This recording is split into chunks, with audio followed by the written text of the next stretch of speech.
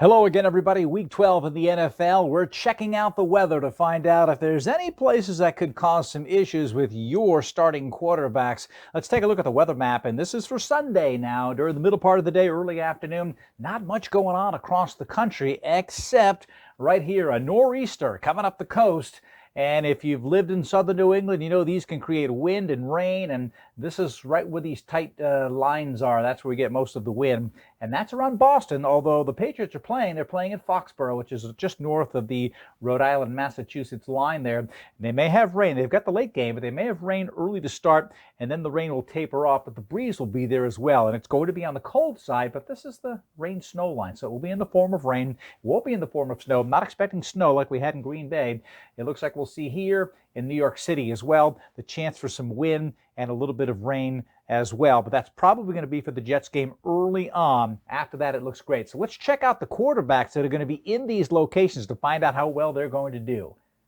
All right, here are the stats for Dak Prescott as he comes from that warm climate down there in Texas up into New England in the cold and the wind. And, well, not a lot of games to choose from here. He's played 51 games since 2008 to 2018 here. Only 3 games with stats like this. In fact, I set the wind to 0 because he hasn't played in breezy conditions like this. And with the temperature less than 30 degrees, notice his average touchdowns drop from 1.4 to 1. And then his average interceptions go up just a hair as well, and his yardage goes down a little bit. So he could be affected by that, and of course, if it's raining out, that of course adds to some issues as well. What about Tom Brady? Of course, he's not used to, or he's used to playing in the cold. It doesn't seem to give too much of an issue for him, but there's not a lot of games that he's played with winds over 15 miles per hour and the temperature feeling like less than 30, because that's the way the conditions will be. But look at his stats here. His average passing yards, 285, go up to 293. He's got 2 touchdowns on average, and with conditions like this, up to 2.8 touchdowns and no interceptions. At least in those 5 games, he does quite well. All right, the other game that we were talking about, again in New York or in New Jersey, is Derek Carr comes from another warm climate in Oakland. How does he do in weather like this? Well, we've only got 3 sample games here with wind greater than 10 miles an hour and the temperature where it should be right around 35 degrees.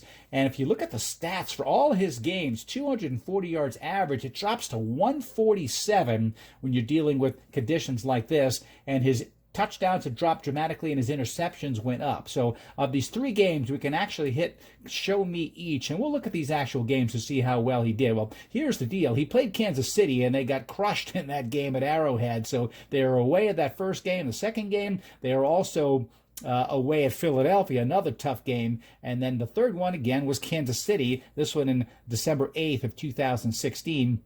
Passed for 117 yards and had no touchdowns and no picks, and they lost that game as well. So some tough games there. You can break down the stats, whatever you need to look at here. All right, let's take a look now as we go back here, and we'll look at the stats for Sam Darnold. And again, he's only got a couple of games to deal with here. He hasn't played, of course, too many games, so average touchdowns, about a half a touchdown on average, 168 passing yards there. So Sam Darnold, not really obviously very experienced. The weather could affect him. We'll have to see how the numbers run on that one. All right, there are a couple of games being played in the Dome. Matt Ryan will be in town with the Falcons, playing against the Buccaneers and Jameis Winston. Let's take a look at Matt Ryan's stats in these nice, comfy conditions. He's got 115 games to deal with here. His stats are about the same right across the board here for all games that are played compared to games in these conditions.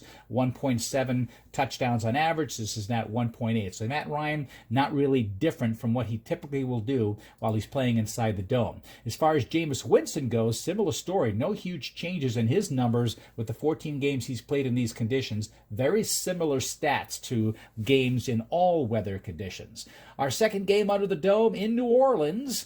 This is going to be a big game, of course, for the Panthers coming into town. Kyle Allen, only 1 game showing up under conditions like this, and he did quite well with 2 touchdowns and no picks. Average yards well above what he normally would have played. Of course, we've only got 2 game sample here for him. So Kyle Allen, fairly new at it, but when you're playing in a dome, you've got some great conditions, as Drew Brees always shows here.